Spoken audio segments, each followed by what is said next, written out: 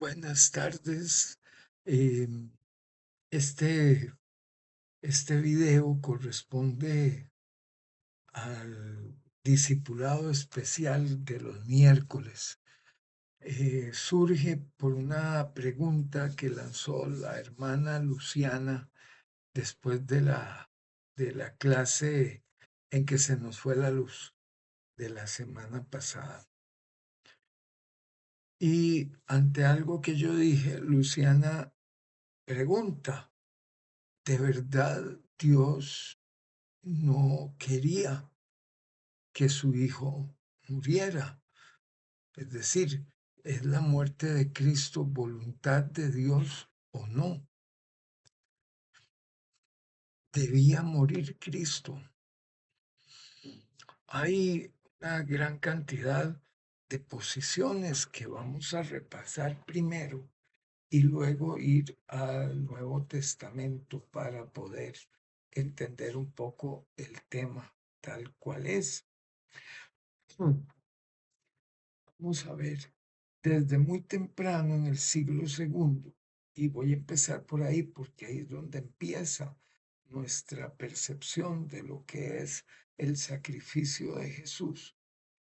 Eh, Ireneo de León eh, afirma que Cristo, como nuevo Adán, es el que rehace la historia y que la cruz corrige la desobediencia original. Hay una batalla de fuerzas cósmicas. Cristo enfrenta, derrota a Satanás y a la muerte. La cruz es triunfo, no derrota. Eh, la cruz libera de la esclavitud del pecado. Y la obra de Cristo afecta a toda la creación. Orígenes, por su parte, otro del siglo II, entiende que Cristo paga un precio a Satanás. Es decir, se supondría que después del pecado, Satanás hace suya la humanidad, la rodea, por decirlo así, con una cerca, y entonces ahora es su propiedad. Entonces, este,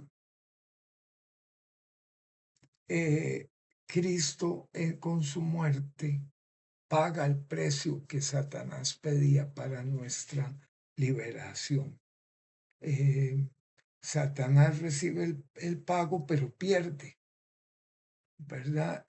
No sé cómo hace este giro, pero uno entiende. Hay, muy importante, aquí están los modelos jurídicos de la antigüedad. ¿Cómo, cómo se paga una deuda? ¿Verdad? ¿Cuál es el papel de la pena en los procesos de consecución de una deuda? Eh, Atanasio, que ya es más viejo, es del siglo III y IV, decía que Dios se hizo hombre para que el hombre se haga Dios. Es una transformación estructural del ser humano. Cristo destruye la corrupción y mortalidad, ¿verdad? Claro, hay muchos detalles que explicar, pero ese es el objetivo. Agustín, que es clave para nuestra manera de entender las cosas, entiende que la redención es que Cristo nos libera del pecado original, es decir, todos estamos marcados por ese pecado y sin importar lo que hagamos después, ya estamos malditos. Entonces, Cristo rompe el pecado original. Eh, Cristo vence al diablo y a la muerte. Eh, y claro, ya aquí, como estamos hablando del siglo IV y V, la cruz es actualizada en los sacramentos. Anselmo, que es el que más nos importa ¿verdad? Entiende que lo que sucede con el pecado original es una ofensa infinita a Dios.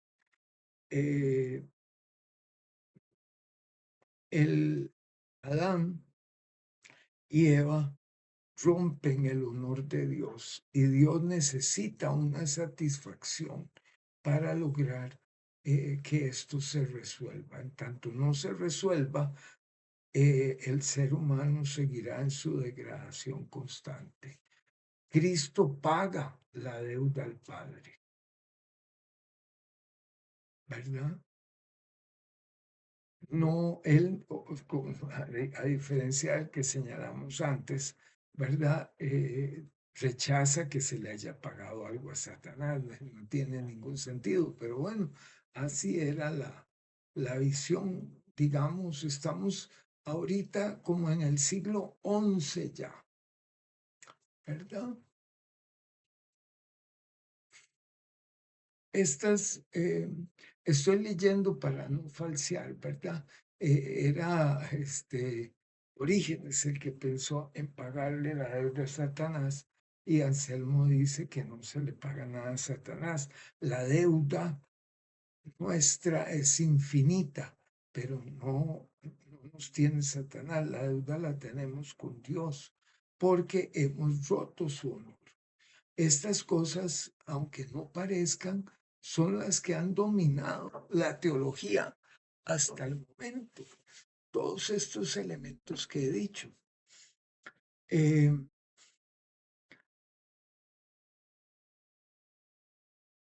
es un modelo jurídico, ¿verdad? El modelo jurídico se basa otra vez en la concepción de deuda, ¿verdad? Y esta deuda, como cualquier deuda, podría ser pagada si fuera entre humanos, pero el ofendido, al ser Dios, necesita una reparación infinita, una satisfacción infinita de la ruptura y destrucción de su honor en el pecado original. Y esto cambia todo, porque ningún ser humano, por más que trate, podrá hacer este pago.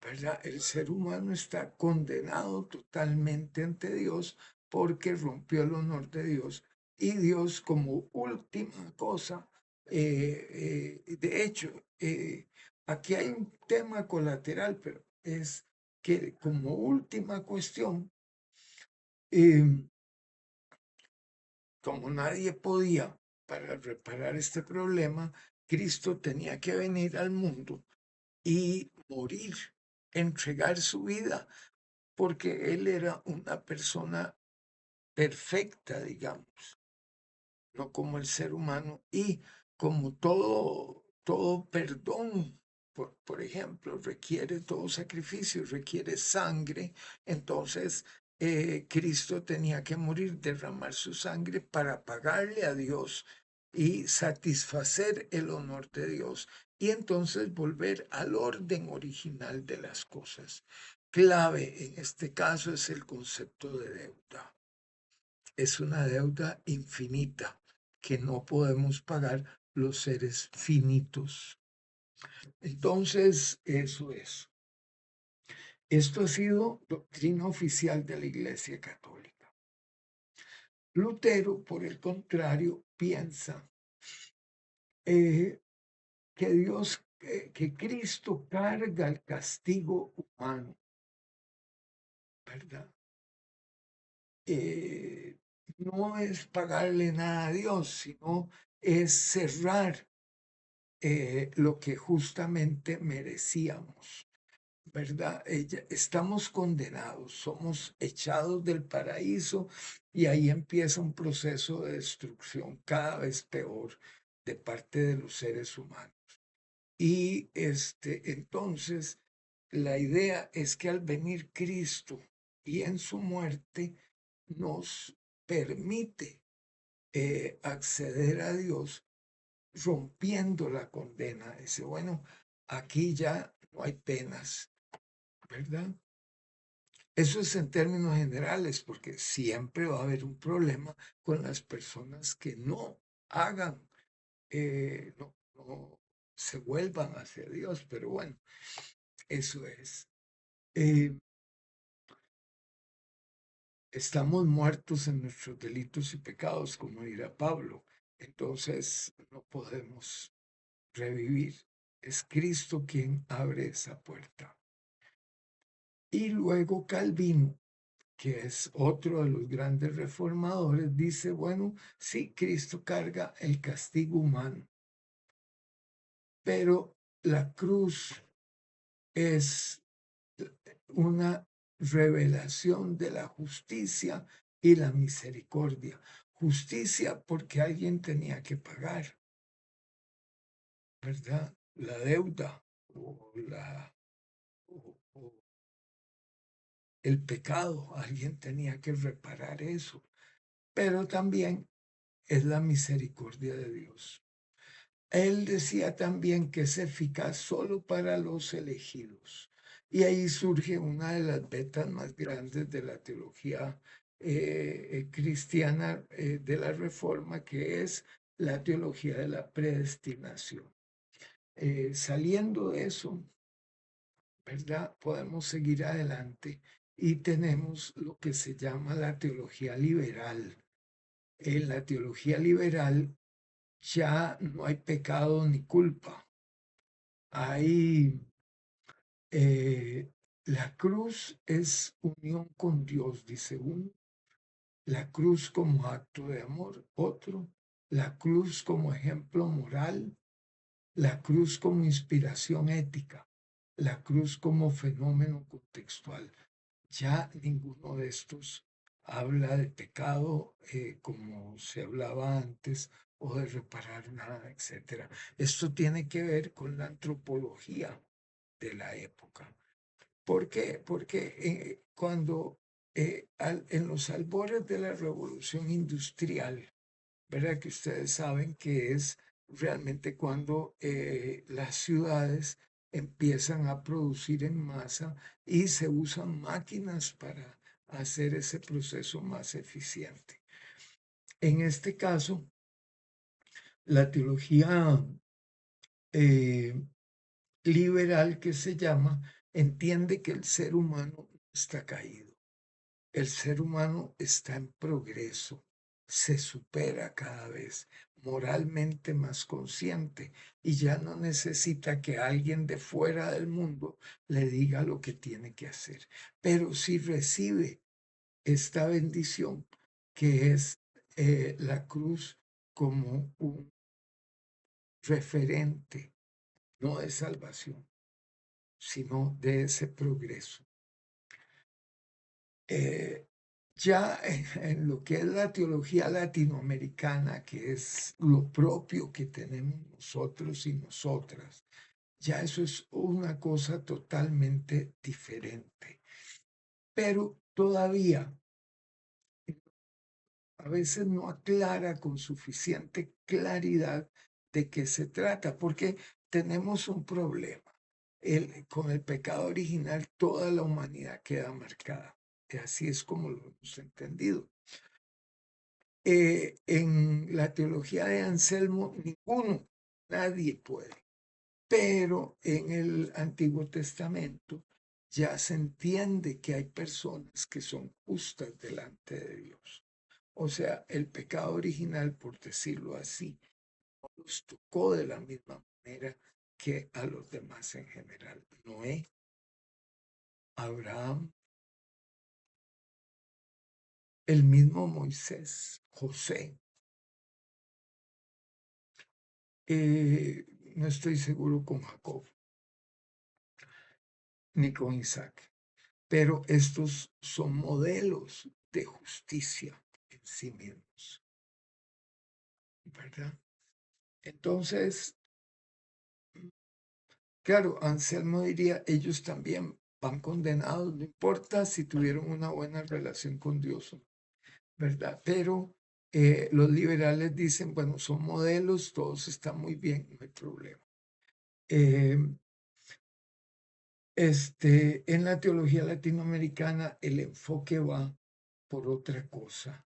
Es lo propio de la teología latinoamericana, mostrar el corazón de la muerte en el mundo. Y este corazón está en el pecado, que no es otra cosa más que la codicia y la violencia, ¿verdad? Esto lo empezamos a estudiar en algún punto, creo que lo he expuesto, sobre realmente qué es lo que motiva el pecado original, que no es la desobediencia. Bueno, en este sentido, John Sobrino dice, Cristo muere con los pobres y víctimas. ¿Por qué esto así? Porque en realidad hay víctimas del pecado. No todos pecamos igual, por decirlo así. Podemos decir, sí, hay un pecado original, todos somos susceptibles, pero también hay pecados y hay pecados, ¿verdad? Entonces, sí necesitamos entender esta diferencia entre lo que es una moral laxa, ¿verdad? Tomo todos los fines de semana, adultero, etcétera. Que no hay que minimizarla, ¿verdad? Pero esta es una forma.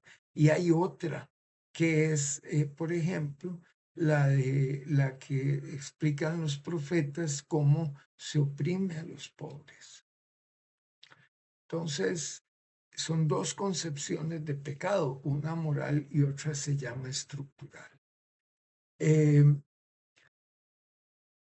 pecado estructural permea todo, todas las instituciones, las mismas leyes, los organismos, las personas, y generan muchas muertes,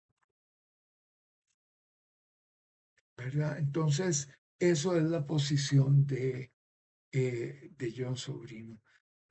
Dios se solidariza con las víctimas del pecado y viene y asume en su carne todo lo que eso significa. Hay un tema aquí, ¿verdad? Porque no nos falta un poquito, ¿verdad? Otro autor, Juan Luis II, también dice que la cruz es una confrontación con las estructuras injustas.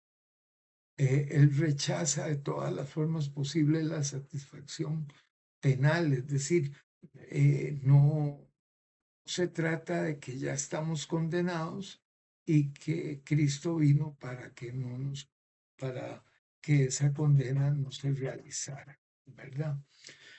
Hay una mujer muy especial, Ivone Guevara, eh, la cruz como compasión hacia las víctimas, ¿verdad? Estas víctimas tienen rostro de mujer. Entonces hay un sacrificio como praxis de justicia, es decir, la justicia, el reino de Dios como algo real y permanente, muestra a Dios en las acciones, por ende, el camino es la justicia. Y hay otros teólogos también en este caso, pero sí Hugo Altman, perdón, Frank Hinkelhammer es el que, digamos, apunta a San Anselmo. San Anselmo está totalmente subsumido en la cultura de su época y el pensamiento que él construye legitima eso y lo hace eterno. Todas las deudas deben de ser pagadas. Y en esto entra, por ejemplo, la forma en que los bancos hoy asumen las deudas y a sus deudores. Hay un libro de Hinkelhammer que se llama Sacrificios Humanos, donde todo esto se revisa. Pero San Anselmo es el que nos marcó, más que Lutero. Es una cosa muy curiosa, pero después de San Anselmo ya nadie volvió a leer la Biblia. Tengo que decirles, la propuesta de por qué Jesús muere en el Nuevo Testamento no es la de San Anselmo, ni es la de Lutero, ni es la de los padres, ni de Orígenes, ni de nada de eso. Hay que volver a leer la Biblia para no contaminarnos tanto con esos pensamientos, porque en el corazón de todo este pensamiento lo que se impone es: Dios está sediento de sangre y nuestro Dios no está sediento de sangre. ¿Verdad? Uno de los mandamientos más duros que encontramos en la Biblia es el de no exponer a los niños a los sacrificios. Permítanme. Aquí tengo todo anotado. Viera que me he tomado un ratillo para revisar esto. Es demasiado lo que hay en juego, ¿verdad? Por ejemplo, Levítico 18:21, no darás hijo tuyo para ofrecerlo a Moloc, ni profanarás el nombre de tu Dios, yo el Señor. No se puede. Deuteronomio 12:30, no harás así al Señor tu Dios, porque toda cosa abominable que Jehová aborrece hicieron ellos a sus dioses, pues aún a sus hijos e hijas quemaban en el fuego a sus dioses. No al sacrificio de los niños, no al sacrificio de los hijos, para un Dios, ni siquiera para Yahvé. Y es ahí donde tenemos que tener sumo cuidado con la lectura que hacemos de Isaac. Dios prueba el corazón de Abraham, pero en el momento decisivo, Dios detiene la mano de Abraham. Claro, y cuando yo estaba en la iglesia empezando, a mí me decían, bueno, sí, porque ese no era válido, pero había que matar a Jesús, ¿verdad? Entonces, Isaac era un hijo del pecado, ¿verdad? Decían. Entonces no era válido para Dios, porque a Dios hay que entregarle las cosas puras, los sacrificios puros. Entonces al que había que matar era Jesús. Había que matarlo.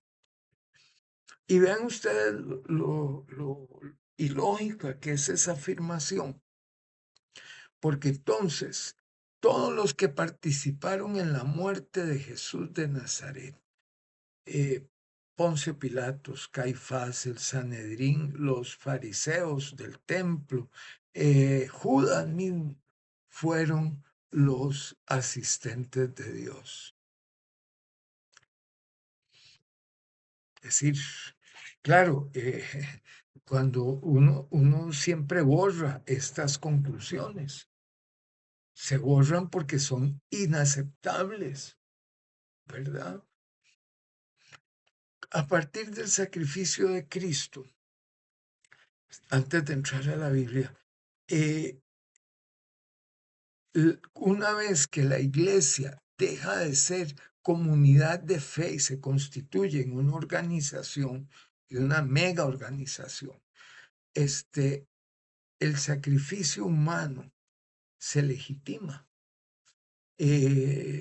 Nada como San Agustín, que avala y permite el asesinato de los donatistas, que eran un grupo que al ver los distintos niveles de corrupción se vuelcan a una disciplina férrea de atención a cumplir los mandatos de Dios.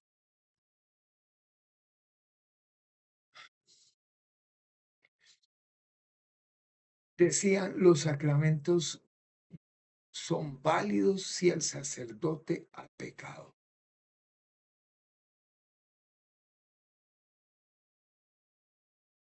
exigían una iglesia solo de santos y rechazaban a quienes habían entregado libros sagrados bajo persecución. Es decir, hoy serían nuestros héroes, pero a eh, estos estaban reclamando que los ministros de la iglesia o de las iglesias fueran personas de testimonio. Bueno, San Agustín, como se opusieron al poder, eh,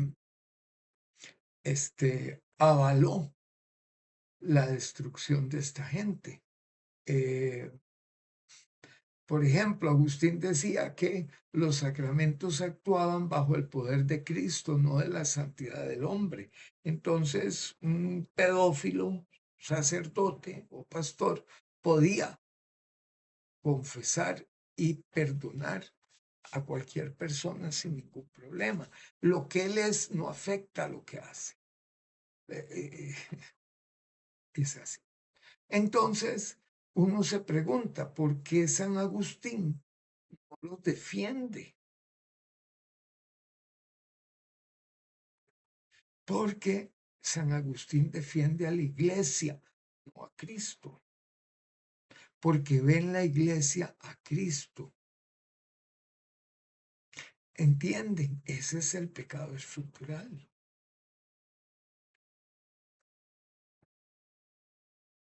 El pecado no es solo el alcoholismo, el adulterio, el robo. El pecado es decir que algo es bueno siendo malo y que algo es malo siendo bueno. Tergiversar el significado de las cosas. Es decir, todo esto que hoy vivimos con las fake news y todo eso, no hay forma más clara de ver cómo funciona el pecado estructural. ¿Por qué? Porque nuestros ojos ya no pueden dar ni crédito a lo que están viendo como si fuera un documental. No podemos dar crédito ya. Entonces, ¿qué pasa con nuestro corazón? Se endurece. Y una vez que nuestro corazón está endurecido, ya no sabe nada más. Igual que Agustín fue Tomás de Aquino, ¿verdad? Aquí eh, el donatismo fue de África del Norte. Bueno, fueron destruidos, ¿verdad? Ellos defendían la pureza de la iglesia, la invalidez de los sacramentos, la santidad del ministro. Y claro, estaban enojadísimos con los recién nacidos católicos, ¿verdad?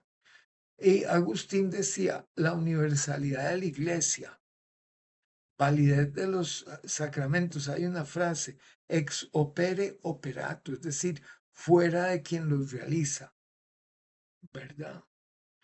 En este sentido, Agustín usó la parábola del trigo y la cizaña. El trigo es la iglesia naciente, las cizañas son los donatistas. ¿Qué hay que hacer? Cortarlos de raíz.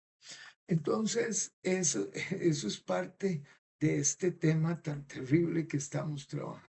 Se justifican los sacrificios porque Dios necesita sangre, pero nuestro Dios no necesita sangre, necesita fidelidad. Son concepciones muy diferentes. Este es el gran punto. ¿Tenía que morir Jesús o no? Pues mi punto de vista es no. Eh, Dios no quería la muerte de Jesús. Entonces, vamos a ver, el primer concepto que tenemos que estudiar en el Nuevo Testamento es sacrificio. No aparece tantas veces, que unas 20 veces.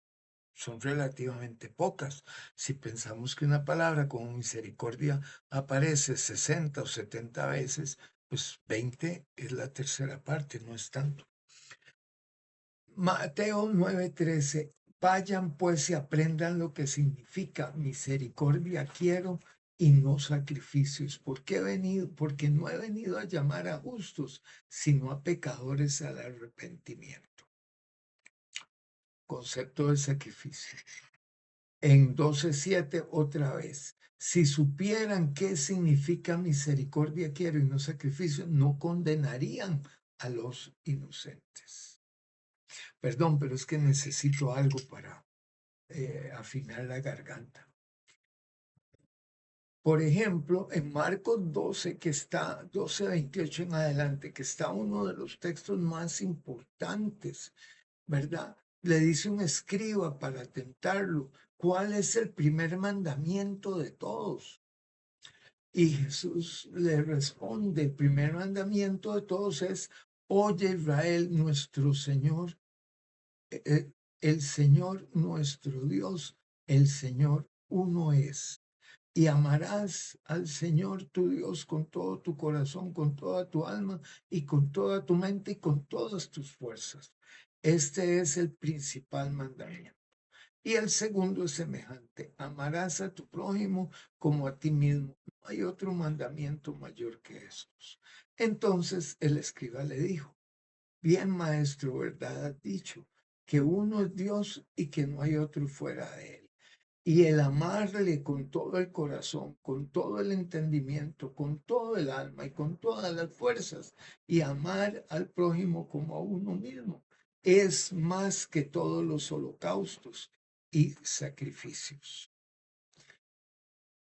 Eh, bueno, hay un texto, bueno, hay varios, pero hay un texto en Lucas 13 que también se queda uno pensando. Vean lo que dice, 13:1 y siguientes. En este mismo tiempo estaban allí algunos que le contaban acerca de los Galileos, cuya sangre Pilato había mezclado con los sacrificios de ellos. Respondiendo Jesús les dijo, ustedes piensan que estos Galileos porque padecieron tales cosas. Eran más pecadores que todos los galileos. Les digo, no, antes, si no se arrepienten, todos perecerán igual. Aquellos 18 sobre los cuales cayó la torre de Siloé y los mató, piensan que eran más culpables que todos los hombres que habitan en Jerusalén. Os digo, antes, si no se arrepienten, todos perecerán igualmente. Eh, en Hechos 7, 41 y 42, Santiago, perdón, Esteban les recuerda los sacrificios al ídolo, al becerro de oro. En 12:1, perdón, en Romanos 12:1 dice, por lo tanto, hermanos, les ruego por la misericordia, esto en plural, misericordia de Dios, que presenten sus cuerpos como sacrificio vivo, santo, agradable a Dios, que es el culto verdadero, el culto lógico, dice el griego. En Primera de Corintios 10, por tanto, amados míos, huyan de la idolatría, como a sensatos les hablo, juzguen ustedes lo que digo. La copa de bendición que bendecimos no es la comunión en la sangre de Cristo. El pan que partimos no es la comunión en el cuerpo de Cristo. Siendo un solo pan, nosotros con ser muchos somos un cuerpo, pues todos participamos de aquel pan.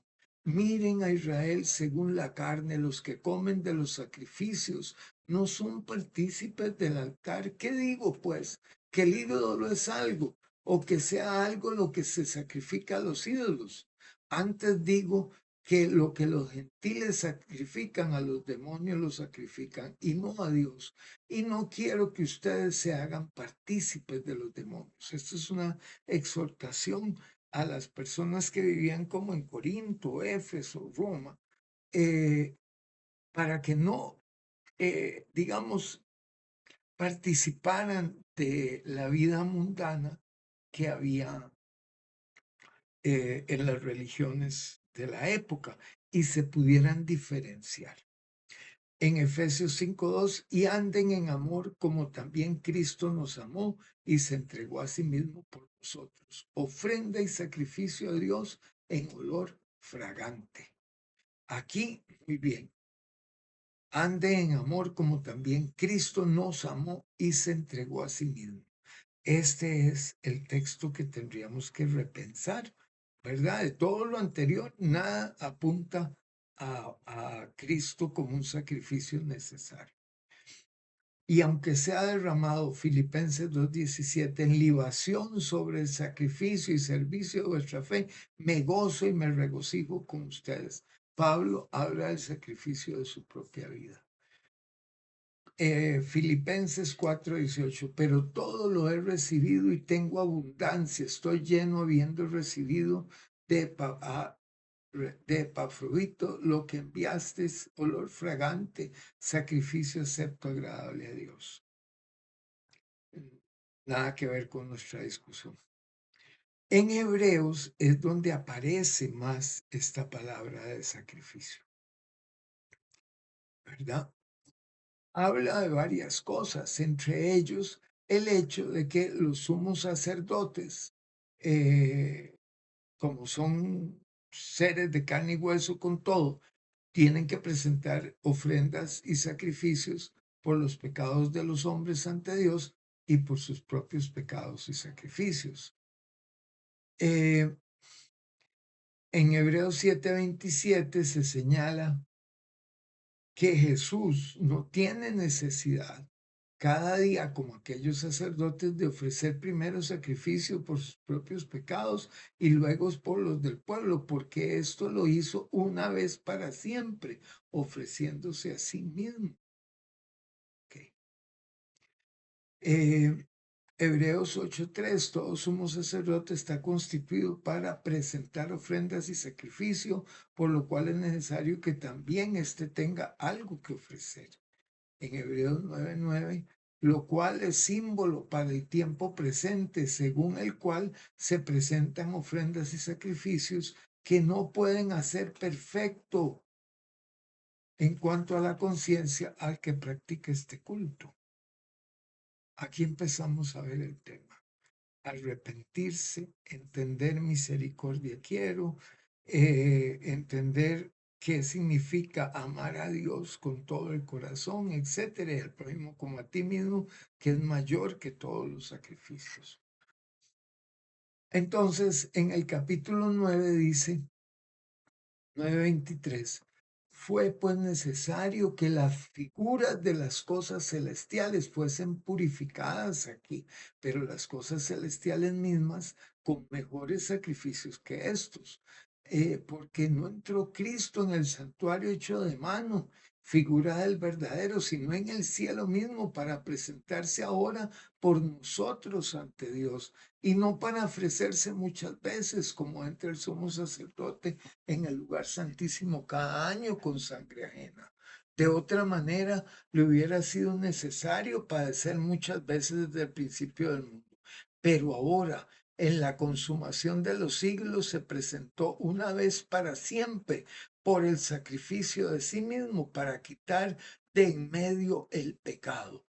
Y de manera que está establecido para los hombres que mueran una sola vez y después de esto el juicio, así también Cristo fue ofrecido una sola vez para llevar los pecados de muchos y aparecerá por segunda vez sin relación con el pecado para salvar a los que le esperan. Este clave para nosotros en este comentario.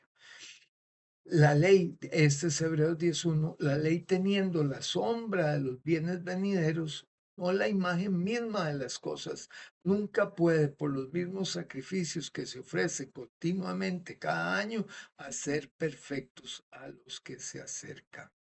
La ley no puede hacer perfecto al que se acerca. Porque la ley siendo, perdón, esto es lo que ya leí, de otra manera cesarían de ofrecerse, pues todos los que tributan este culto, limpios una vez no tendrían ya más conciencia de pecado. Pero en estos sacrificios cada año se hace memoria de los pecados, porque la sangre de los toros y los machos cabríos no puede quitar los pecados. Por lo cual, entrando en el mundo, dice, sacrificio y ofrenda no quisiste, mas me preparaste un cuerpo. Holocaustos y expiaciones por el pecado no te agradaron. Entonces dije, he aquí que vengo, oh Dios, para hacer tu voluntad. Como en el rollo del libro está escrito de mí.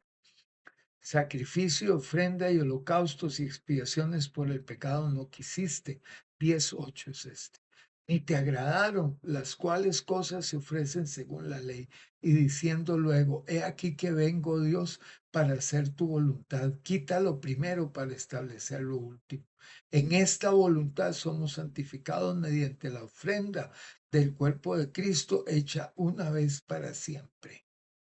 Bueno, este es el texto fundamental. Hebreos 11:4, por la fe Abel ofreció a Dios más excelente sacrificio que Caín, por lo cual alcanzó testimonio de que era justo, dando Dios testimonio de sus ofrendas, y muerto aún habla por ellas. Así que ofrezcamos siempre a Dios por medio de él el sacrificio de alabanza, es decir, fruto de labios que confiesan su nombre. Esto es Hebreos 13:15.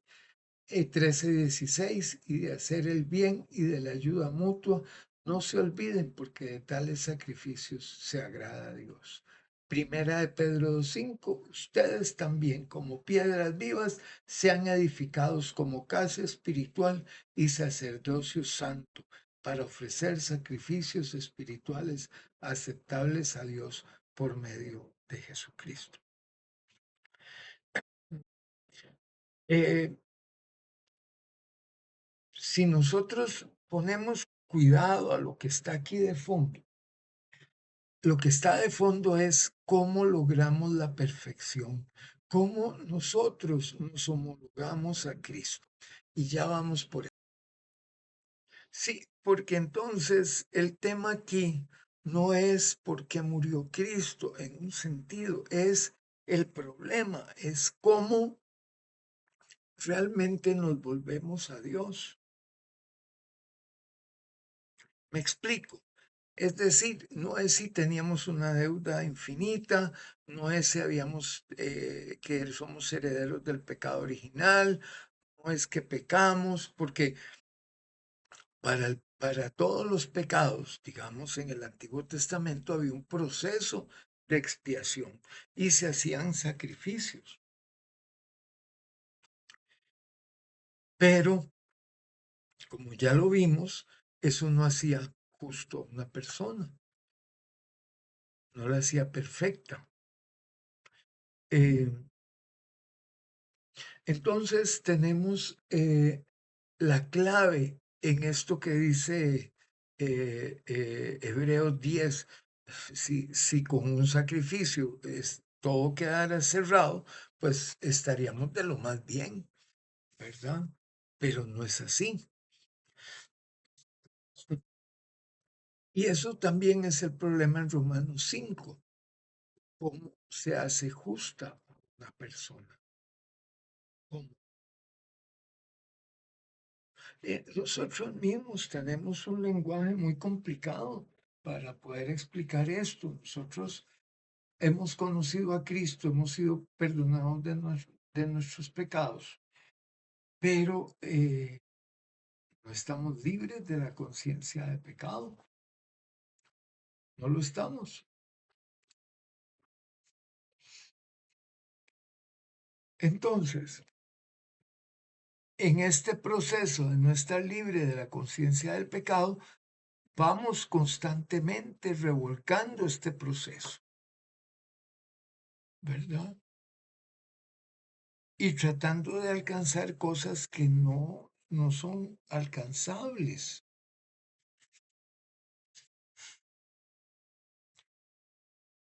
¿Cómo se hace justo, corazón? Bueno, aquí entonces entramos a otra etapa del estudio que ya veo que voy a tener que hacer en 2 videos porque no me va a alcanzar uno. el término crucificar como verbo. Bueno, crucificar está sobre todo en los evangelios. La frase clave, como está en Lucas 24:7 o en otros, en Marcos y Mateo, es necesario que el Hijo del Hombre sea entregado en manos de hombres pecadores y que sea crucificado y que resucite al tercer día.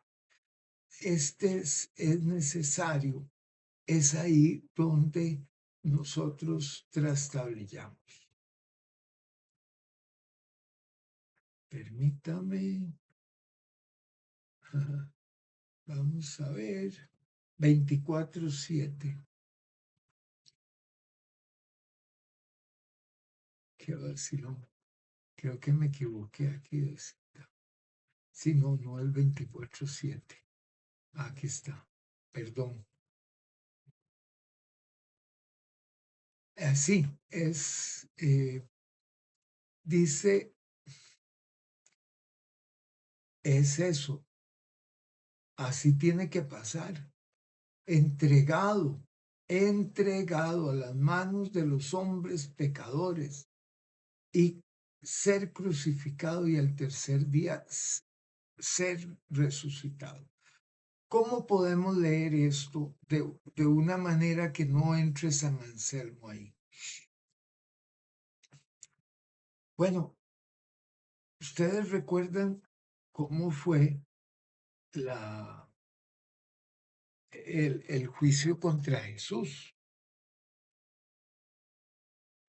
Ustedes recuerdan, vamos a ir al 14, cuando Jesús es llevado a, ante el Sanedrín, ¿verdad?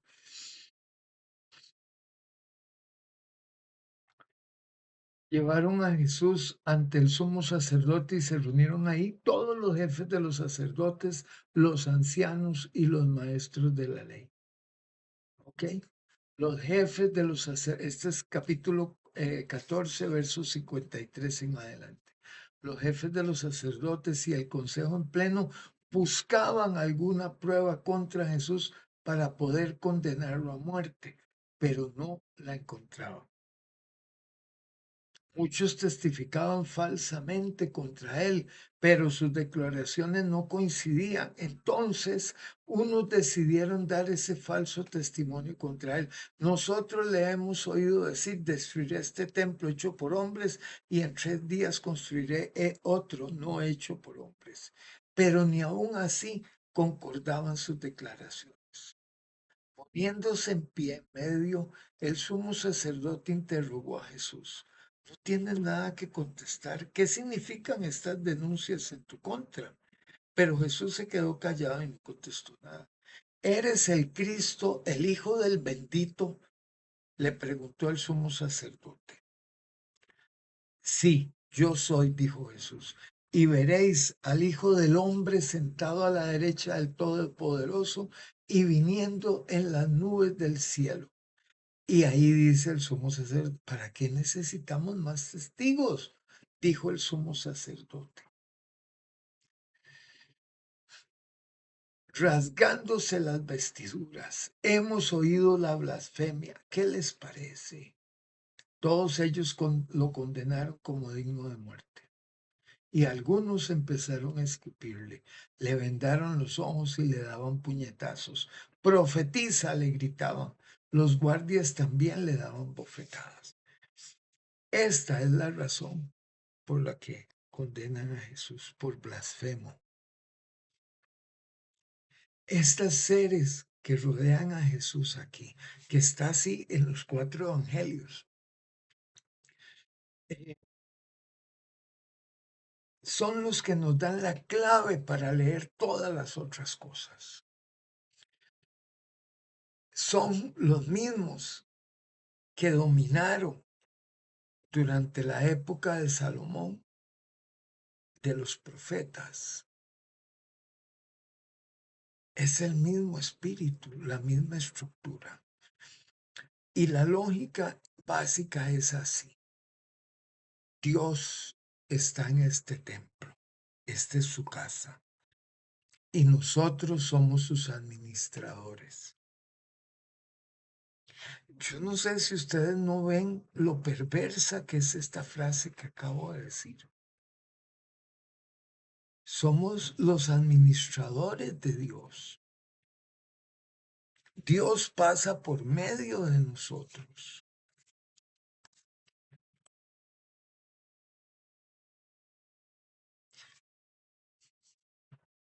No es Dios el que tiene que quedarle usted bien, es a nosotros. ¿Qué es lo que significa esto? Esto es el pecado original, la codicia, el poder, la violencia, aquí representado. Dios es lo que nosotros digamos que Dios es. Y he ahí la razón por la que el Hijo de Dios fue asesinado. Juan tiene perspectivas que son mucho más radicales en su análisis. Vamos a seguirle la pista, porque hay un montón de material, pero bueno, esto sería más bien para otro curso. Yo voy a arreglar un poquito el que tengo y se los voy a enviar. Eh, ¿Por qué murió Cristo Jesús?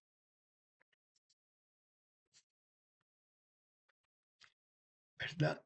Esta es la pregunta clave.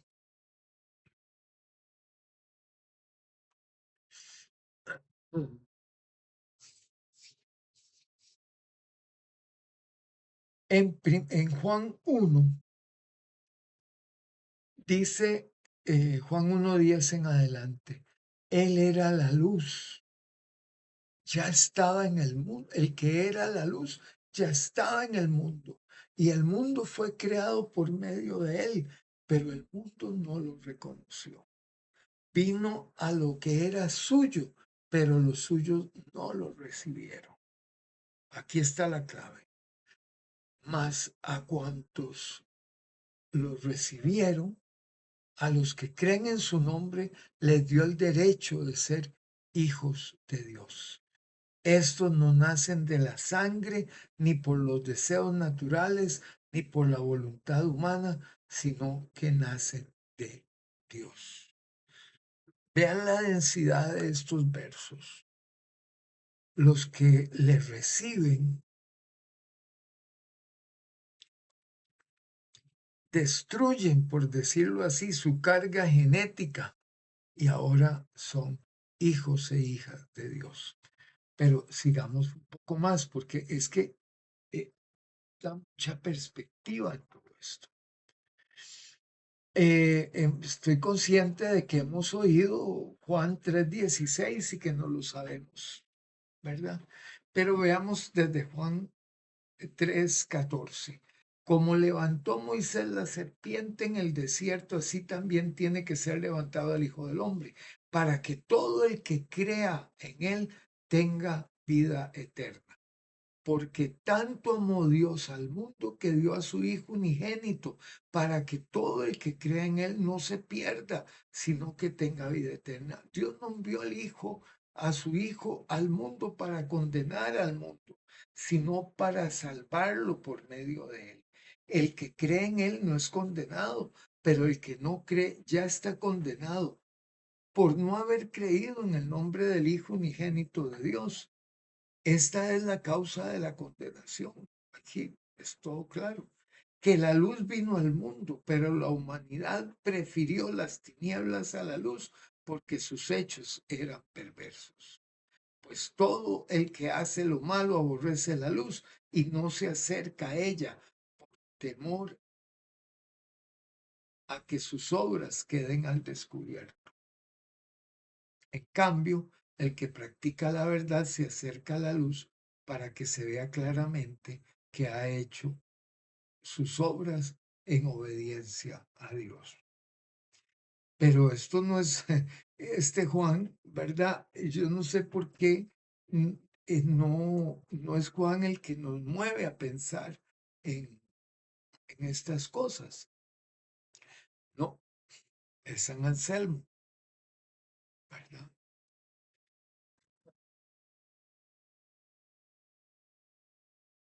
Dice Juan 11:45 y siguientes. Muchos de los judíos que habían ido a ver a María y que habían presenciado lo hecho por Jesús creyeron en él.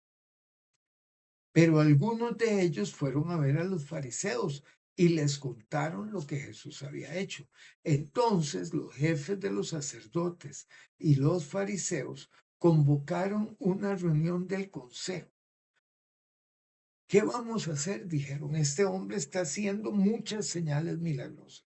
Si lo dejamos seguir así, todos van a creer en él y vendrán los romanos y acabarán con nuestro lugar sagrado e incluso con nuestra nación. Uno de ellos, llamado Caifás, que ese año era el sumo sacerdote, les dijo, no saben nada en absoluto, no entienden que lo que conviene más es que muera un solo hombre por el pueblo y no que todo el pueblo, que perezca toda la nación. Pero esto no lo dijo por su propia cuenta, sino que como era sumo sacerdote ese año, profetizó que Jesús moriría por la nación judía, y no solo por esa nación, sino también por los hijos de Dios que estaban dispersos para congregarlos y unificarlos. Así que desde ese día convinieron en quitarle la vida. Ustedes no saben nada, no se dan cuenta que el tema aquí es eliminar a ese hombre, ¿verdad? Y no que toda la nación perezca. Y podemos seguir, ¿verdad? Eh, en Juan hay mucha discusión sobre el ver y el no ver, la luz, pero en el capítulo 18 arrestan a Jesús de Juan. Jesús ante el sumo sacerdote. Mientras, 18-19, mientras tanto, el sumo sacerdote interrogaba a Jesús acerca de sus discípulos y de sus enseñanzas. Yo he hablado abiertamente al mundo, respondió Jesús. Siempre he enseñado en las sinagogas o en el templo donde se congregan todos los de Judea. En secreto no he hecho nada. ¿Por qué me interrogas a mí? Interroga a los que me han oído hablar. Ellos deben saber lo que dije. Apenas dijo esto, uno de los guardias que estaba cerca le dio una bofetada y le dijo, ¿así contestas al sumo sacerdote? Y Jesús le dice, si he hecho algo malo, demuéstramelo. Pero si lo que dije es correcto, ¿por qué me pegas? Entonces Anás, todavía estando Jesús atado, lo envía a Caifás, el sumo sacerdote. Mientras tanto, bueno, está la historia de Pedro que lo niega. Pero en el 28, luego los judíos llevaron a Jesús de la casa de Caifás al palacio del gobernador romano. Como ya amanecía, los judíos no entraron en el palacio, pues de hacerlo se contaminarían ritualmente y no podrían comer la Pascua. Así que Pilato salió a interrogarlos. ¿De qué delito acusáis a este hombre? Si no fuera un malhechor, respondieron, no te lo habríamos traído. Pues llevaoslo vosotros y juzgadlo según vuestra ley, les dijo Pilato. Nosotros no tenemos ninguna autoridad para ejecutar a nadie, objetaron los de Judea. Esto sucedió para que se cumpliera lo que Jesús había dicho al indicar la clase de muerte que iba a sufrir, es decir, la cruz. ¿Por qué Jesús muere en la cruz? Muere en la cruz porque la condena de muerte no la dictaron los de Judea, la dictaron los romanos. Y la muerte de cruz es romana. Pilato volvió a entrar en el palacio y llamó a Jesús. ¿Tú eres el rey de los judíos?, le preguntó. ¿Qué tiene que ver esto del rey de los judíos? No se ha dicho nada. ¿Por qué saca esto, Pilatos? ¿De dónde lo saca? Eso lo dices tú, contestó Jesús. ¿O es que otros te han hablado de mí? ¿Acaso soy judío?, replicó Pilatos. Han sido su propio pueblo y los jefes de los sacerdotes los que te entregaron a mí. ¿Qué has hecho? Ahí las palabras de Jesús peor interpretadas en toda la historia son estas, además de los pobres. Mi reino no es de este mundo, contestó Jesús. Si lo fuera, mis propios siervos pelearían para impedir que los de Judea me arrestaran. Pero mi reino no es de este mundo. Así que eres rey, dice Pilatos. Tú eres quien dice que yo soy rey. Yo para esto nací y para esto vine al mundo, para dar testimonio de la verdad. Todo el que está de parte de la verdad, escúchame. ¿Qué es la verdad?, pregunta Pilatos. Dicho esto, salió otra vez a ver a los de Judea. Yo sé que dice judíos, pero mala traducción, los de Judea. Yo no encuentro que este hombre, que este sea culpable de nada, declaró. Pero como tienen la costumbre ustedes de que le suelte un preso durante la Pascua, quieren que le suelte al rey de los de Judea. No, no sueltes a ese, suelta a Barrabás. Y volvieron a gritar desaforadamente. Y Barrabás era un bandido. Pilato tomó, capítulo 19, tomó a Jesús, mandó a que los azotaran. Los soldados que habían tenido una corona, tejido una corona de espinas, se la pusieron en la cabeza y lo vistieron con un manto púrpura. Y sigue. Pero lo que yo quiero señalar es que observen ustedes por qué murió Jesús y cuál es la implicación para nosotros. Jesús murió por hacer la verdad de Dios en el mundo. Fue asesinado por los guardianes de esa verdad que era el templo y los sacerdotes. Y ellos lo matan para proteger a Dios. ¿Entienden por qué la oscuridad y la luz son el juego central de Juan? Es decir, el lugar donde Dios reside, por decirlo así, se convirtió en el lugar donde el Hijo de Dios, por hacer lo que Dios le envía a hacer, es asesinado. No es el demonio, no es Dios. Y también les voy a recordar que hay esta parábola, porque ahí se nos dice de los eh, viñadores homicidas. Ahí es Marcos 12, perdón. Labradores malvados, esa. 12 del 1 al 12.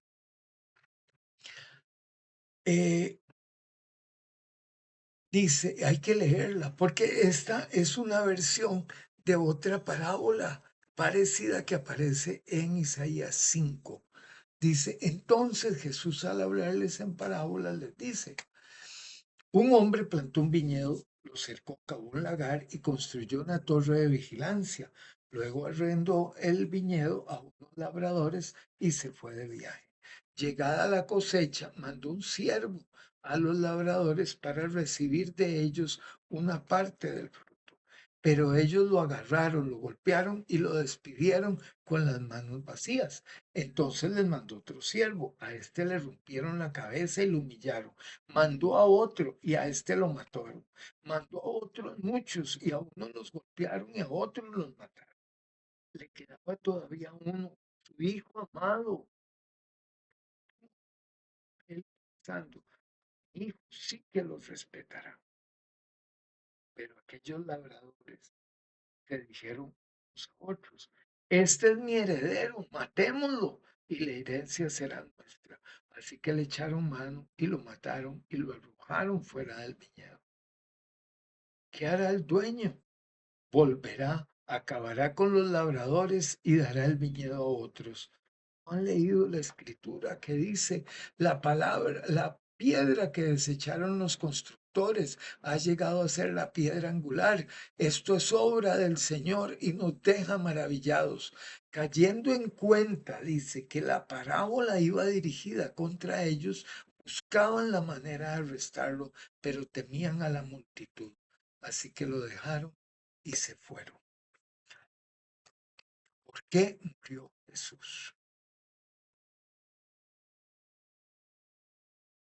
Jesús demuestra dos cosas en su vida: la total fidelidad a Dios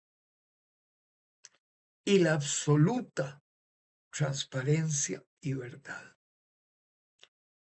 Cuando Pilato le dice que es la verdad, porque la verdad es un problema filosófico. Hoy por hoy, la verdad no sabemos cuál sea. Nosotros podemos ver un video donde se está derrumbando un edificio y la verdad es que no sabemos si es cierto o es mentira. Miren, todo el tema de la pandemia es un tema que está entremezclado en ganancias ridículas, ridículamente grandes de las farmacéuticas y muerte de personas. Eh, Todo se puede ocultar y en la televisión todo se puede transformar, no de ahora, de siempre. No hay cómo saber lo que realmente sucede.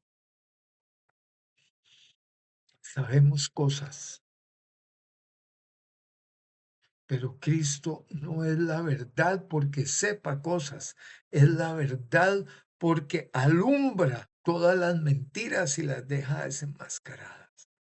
Jesús no vino al mundo a discutir sobre qué es cierto y qué no.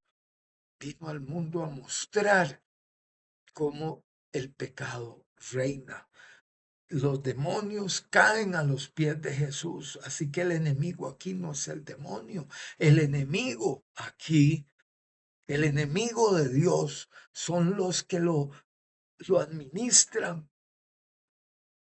Y eso es lo cruel, que son los investidos para adorar y guardar los mandamientos de Dios, los que terminan asesinando a su hijo y con esto quedan absoluta y completamente destruidos, porque Dios ve la injusticia que comete, arrebata de la muerte a su hijo y lo levanta y lo sienta. Hijo mío, hiciste que todo se viera con claridad. Hiciste que todas las mentiras salieran a la luz. Ahora quienes se vuelvan arrepentidos hacia ti sabrán cuál es el camino a seguir. La muerte vicaria de Jesús fue para liberarnos de toda esta forma de vivir el pecado.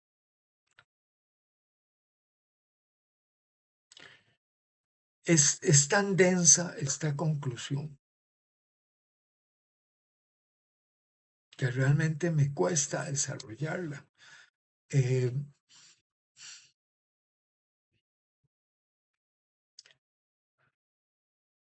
Decía mi abuela, que siempre decía muchos dichos: muerto el perro, terminada la rabia.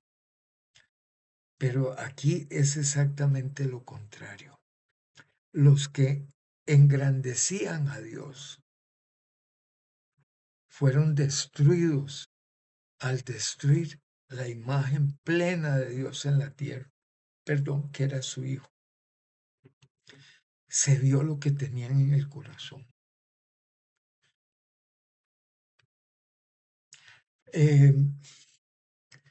¿Qué decir con esto?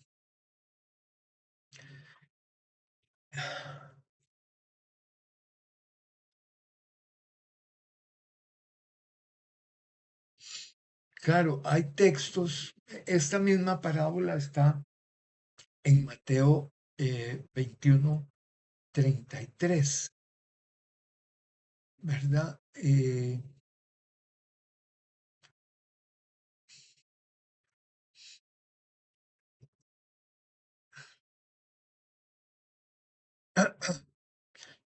Se trata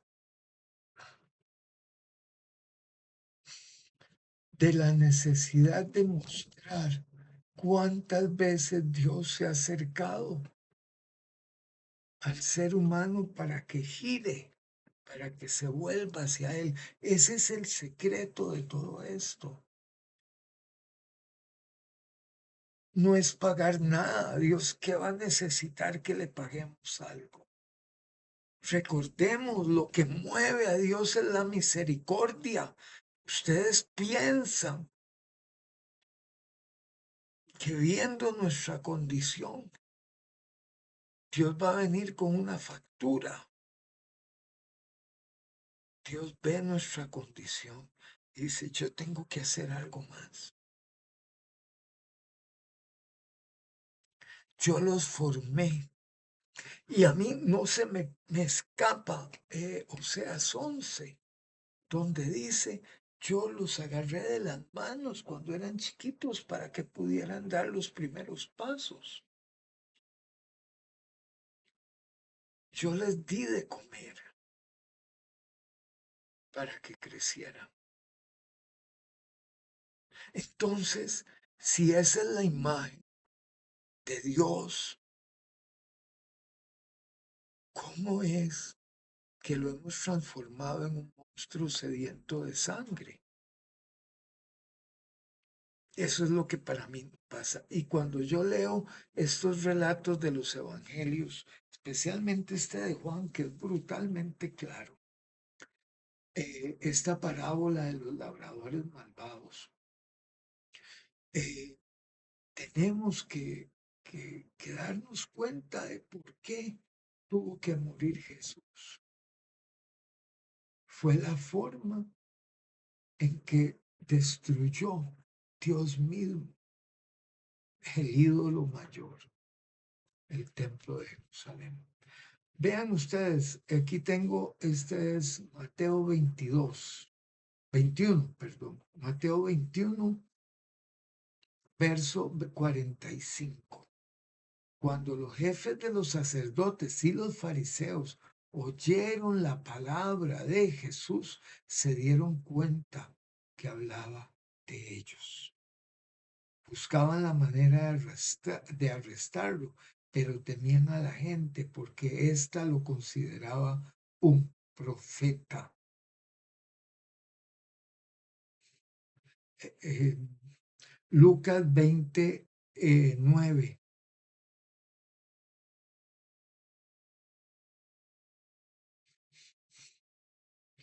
Y les cuenta la misma historia. En el verso, esto es 20:19, dice, los maestros de la ley y los jefes de los sacerdotes, cayendo en la cuenta de que la parábola iba dirigida contra ellos, buscaron la manera de echarle la mano en aquel mismo momento, pero temían al pueblo. Hay otro texto que va con este.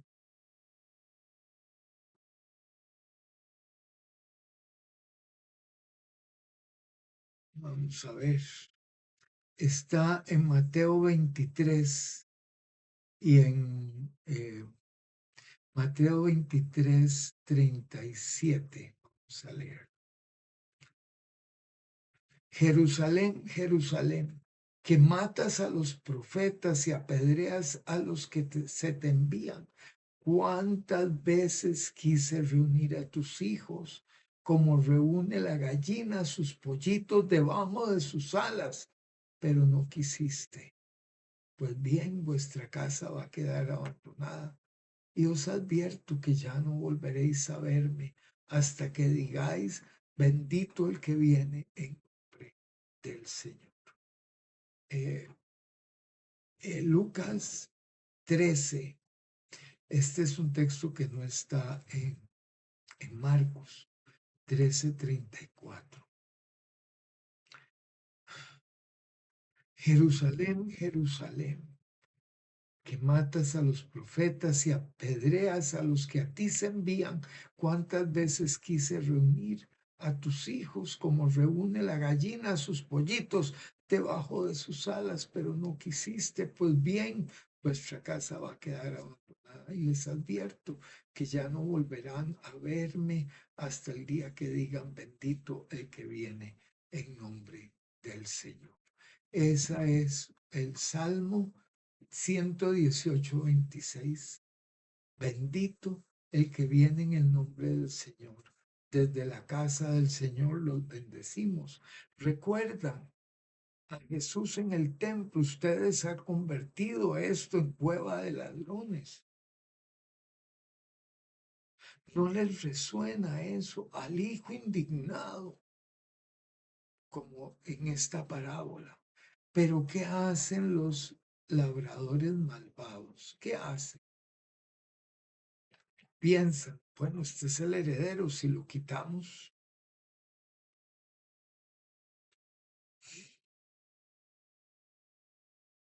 si lo quitamos, todo esto será nuestro. En Mateo 11:12 dice, al día siguiente, cuando salían de Betania, Jesús tuvo hambre, viendo a lo lejos, bueno, esta es liguera, perdón, eh, esta es verso 15, 11:15. Llegaron pues a Jerusalén. Jesús entró en el templo y comenzó a echar de allí a los que compraban y vendían. Volcó las mesas de los que cambiaban dinero y los puestos de los que vendían palomas. Y no permitía que nadie atravesara el templo llevando mercancías. También les enseñaba estas palabras.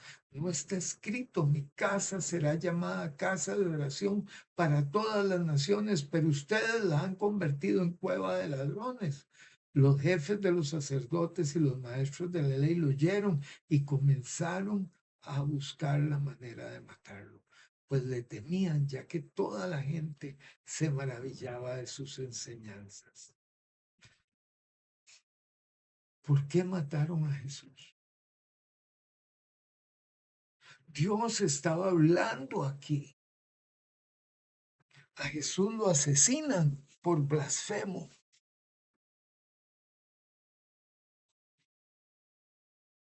Jesús es asesinado injustamente. Dios no quiere esta muerte. Dios quiere que se vuelvan a Él. Por eso es la predicación. El reino de Dios se ha acercado. Arrepiéntanse. Cambien su mente. Cambien su mente. Y es lo que decía esto que veíamos en Hebreos 10.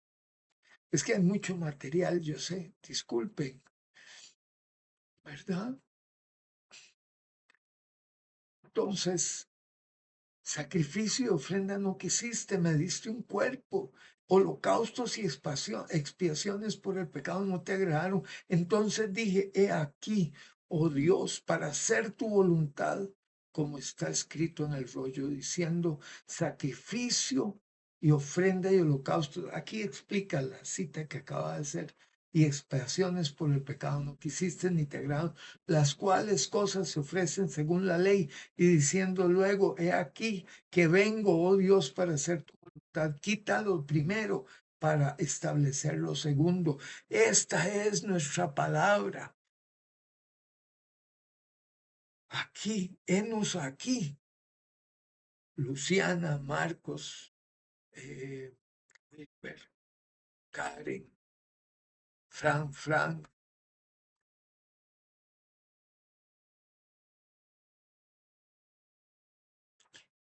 nos diste un cuerpo. Así que enos aquí para hacer tu voluntad. ¿Qué quieres que hagamos, Señor? Esa es la pregunta. En esa voluntad somos santificados mediante la ofrenda del cuerpo de Jesucristo, hecha una vez por siempre. Ahora, Cristo es lo que nos acerca totalmente a Dios. Y en esto es claro que Lutero es, es más importante. Dios a través de Cristo nos acerca, no perdona los pecados, está bien, pero ese no es el objetivo último. El objetivo último es establecer esta oración en nuestras vidas. Nos diste este cuerpo. Y aquí estamos para hacer tu voluntad. Ahí está. Ahora, es difícil para mí. Todos los pecados se borran y una vez que se borra el pecado, ¿qué es lo que queda? Y es 10:16. Este es el pacto que haré con ellos después de aquellos días, dice el Señor. Pondré mis leyes en sus corazones y en sus mentes les escribiré. Añade, y nunca más me acordaré de sus pecados y transgresiones, pero nosotros tampoco. Nosotros tenemos que borrar eso de nuestra mente y nuestro corazón, porque ahora estamos cara a cara con Dios. Ese es el significado del sacrificio de Cristo, que fue asesinado como un cordero para por la exacerbación de la idolatría. Estos que dominaban el templo son el modelo de idolatría. Hablan de Dios, pero no es Dios quien está en su corazón.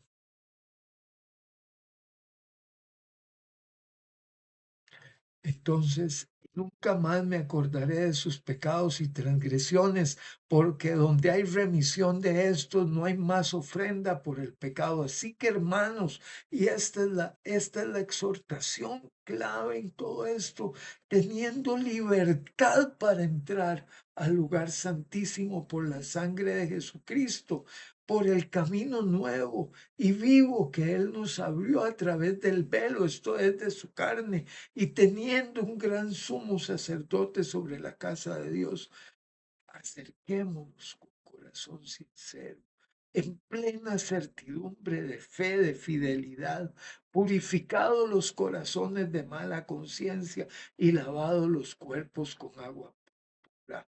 Mantengamos firme sin fluctuar la profesión de nuestra esperanza, porque fiel es el que prometió, y consideremos unos a otros para estimularnos al amor y a las buenas obras, no dejando de congregarnos como algunos tienen por costumbre, sino exhortándonos, y tanto más cuando ven que aquel día se acerca. Y hay una advertencia, porque si pecáramos voluntariamente después de haber recibido el conocimiento de la verdad, ya no quedan más sacrificios por los pecados. Entendamos que ya no hay posibilidad de echar atrás.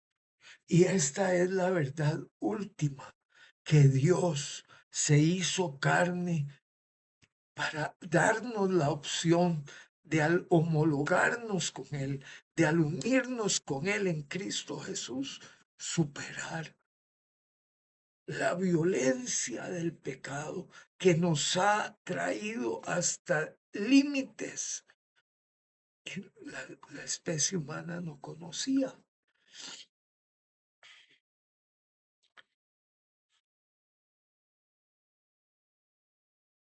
Lo que está en juego aquí no es exactamente ni siquiera el perdón de los pecados, es la libertad para acceder a Dios. Y a los que le recibieron, a los que creen y confían en su nombre, a estos les dio autoridad para ser llamados hijos de Dios. Juan 1, creo que es 18,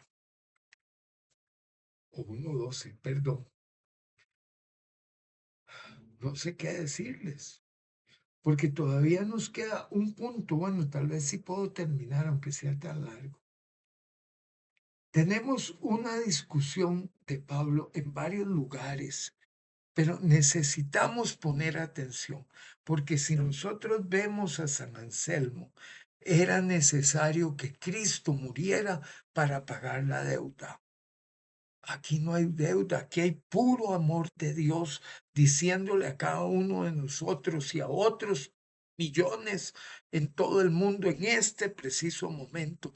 Vean, esto hice para que ustedes entiendan cuánto los amo y cuánto es para mí importante que ustedes se vuelvan a mí y caminemos juntos para hacer la creación de la creación. En este caso, es un texto.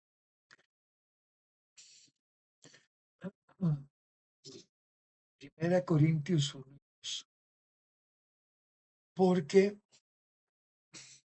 en Primera Corintios 1 dice 1:18, el mensaje de la cruz es locura para los que se pierden. Obvio, la cruz fue el gane de los sacerdotes del templo, donde dijeron, lo eliminamos, seguimos aquí en la fiesta, esto es nuestro. ¿De acuerdo? Los sacerdotes ganaron al poner a Jesús en la cruz. Es locura para los que se pierden, en cambio para los que se salvan. Es decir, para nosotros este mensaje es el poder de Dios, pues está escrito, destruiré la sabiduría de los sabios, frustraré la inteligencia de los inteligentes. ¿Dónde está el sabio? ¿Dónde está el erudito? ¿Dónde está el filósofo de esta época?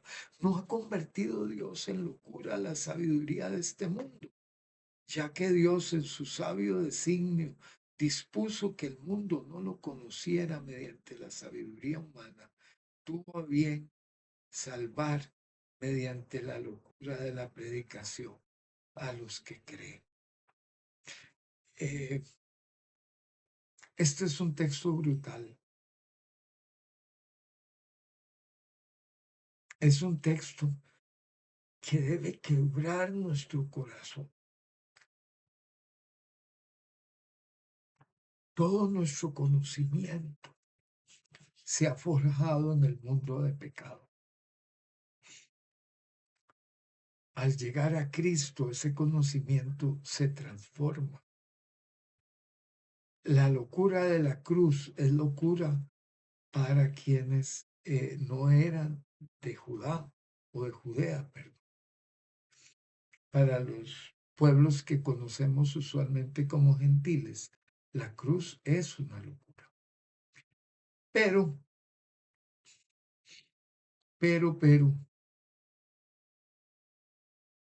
es nuestra salvación, porque esa cruz dejó claro todo. Ahora dice, los judíos piden señales milagrosas, los gentiles buscan sabiduría, mientras que nosotros predicamos a Cristo crucificado. Este mensaje es motivo de tropiezo para los de Judea y es locura para los gentiles, pero para los que Dios ha llamado, lo mismo unos que otros, Cristo es poder de Dios y sabiduría de Dios. Pues la locura de Dios es más sabia que la sabiduría humana y la debilidad de Dios es más fuerte que la fuerza humana. Hermanos, consideren vuestro propio llamamiento. Miren, no somos muchos de nosotros sabios según los criterios meramente humanos, ni somos muchos poderosos, ni muchos venimos de noble cuna. Pero Dios escogió lo insensato del mundo para avergonzar a los sabios y lo débil del mundo para avergonzar a los poderosos. Dios escogió lo más bajo y despreciado y lo que no es nada para anular lo que es, a fin de que en su presencia nadie pueda darse. Pero gracias a Él, ustedes están unidos a Cristo Jesús, a quien Dios ha hecho nuestra sabiduría, es decir, nuestra justificación, nuestra santificación y redención, para que, como está escrito, si alguien ha de gloriarse, que se gloríe en él. Y claro, en el capítulo 2 de Primera de Corintios, esto es lo que nos lleva a este nivel. Mire, no todos los textos del Nuevo Testamento ponen de esta manera las cosas, pero cuando uno las lee así, tiene mayor capacidad de articular todo. Eh, bueno, eh, dice Pablo en el capítulo 2. Yo mismo, hermanos, cuando fui a anunciarles el testimonio de Dios, no lo hice con gran elocuencia y sabiduría. Me propuse más bien, estando entre ustedes, no saber de cosa alguna excepto de Jesucristo y de este crucificado. Es más, me presenté ante vosotros con toda debilidad, que temblaba de miedo. No os hablé ni os prediqué con palabras sabias y elocuentes, sino con demostración del poder del Espíritu, para que vuestra fe no dependiera de la sabiduría humana, sino del poder de Dios. Ahora, hay un pasaje aquí, es que tendríamos que seguir leyendo, ¿verdad? Verso 6 en adelante. En cambio, hablamos con sabiduría entre los que han alcanzado madurez, pero no con la sabiduría de este mundo ni con la de sus gobernantes, los cuales terminarán en nada. Más bien exponemos el misterio de la sabiduría de Dios, una sabiduría que ha estado escondida y que Dios había destinado para nuestra gloria desde la eternidad. Ese es el propósito. Ninguno de los gobernantes de este mundo la entendió, porque de haberla entendido, no habrían crucificado al Señor de la gloria. Y este es el verso clave. Se trata de perspectiva, de claridad. La verdad no es un concepto, la verdad es una forma de vivir. Y esto es lo que tenemos aquí.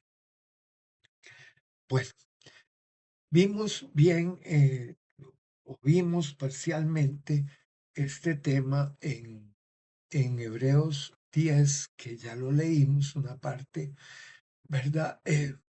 Pero la preocupación que aquí está es porque los sacrificios no hacen perfecta la persona, ¿verdad? Sino que tienen que hacerse porque no hay ese corazón puro, ¿verdad? Entonces, voy a hacer un pacto con ustedes, y esto está tanto en Ezequiel como en Jeremías. Haré un corazón de carne de su corazón de piedra, o pondré mis leyes en sus corazones. Este es el esfuerzo. La carne se transforma porque ahora está orientada hacia Dios, ¿verdad? Eh, un tema que queda aquí es, por ejemplo, la ofrenda de Abel contra la de Caín. ¿Por qué decae la ofrenda de Caín? ¿Por qué la ofrenda de Caín no es aceptada por Dios? Vieran que cuando yo era niño, a mí me enseñaron que es que Caín traía los frutos podridos y todo eso, y por eso Dios no la quería. Pero no es eso. En el verso 5 de Génesis 4 dice, pero no miró con agrado a Caín ni a su ofrenda, por lo cual Caín se enojó en gran manera. Ajá. Y cayó su cara, es decir, estaba, perdón, agüevado, ¿verdad?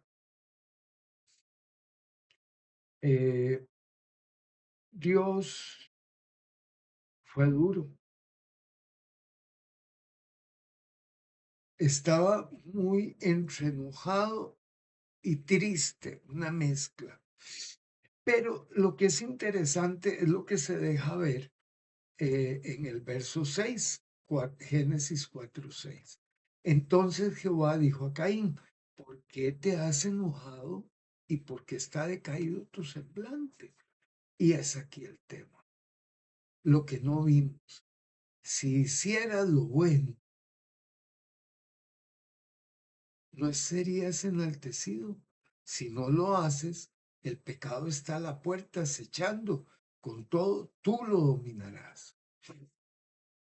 Y es lo que Caín no hace. Es decir, aquí no es lo que presentan, sino el corazón lo que está en juego. Abel presenta su sacrificio o su ofrenda con un corazón puro.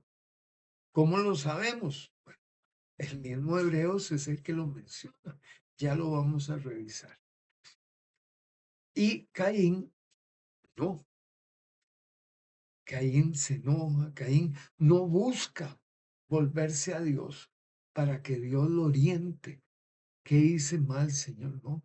Él planifica y en lugar de arreglar el problema con Dios, se lleva al hermano y lo mata. ¿Qué otra cosa es? ¿Qué otra cosa es? Por eso, por la fe, por su fidelidad, Abel ofreció a Dios más excelente sacrificio que Caín, por lo cual alcanzó testimonio de que era justo, dando Dios testimonio de las ofrendas, y muerto aún habla por ella. Hebreos 11:4. Ahora, queda toda la cuestión de crucificar y crucifixión. Eh, Esto es mucho más largo, entonces lo vamos a tener que dejar para otro momento. Así también la muerte y la sangre de Cristo, que son temas que están vinculados a este. Muy importante ver lo que es la muerte redentora. Esto todavía no hemos llegado ahí, pero ya llevamos un minuto y casi 40. Entonces voy a cerrar aquí y después sigo con lo que, bueno, después en unos días sigo con esta segunda parte. Gracias, que Dios les bendiga. Gracias por escucharme. Que Dios les bendiga muchísimo.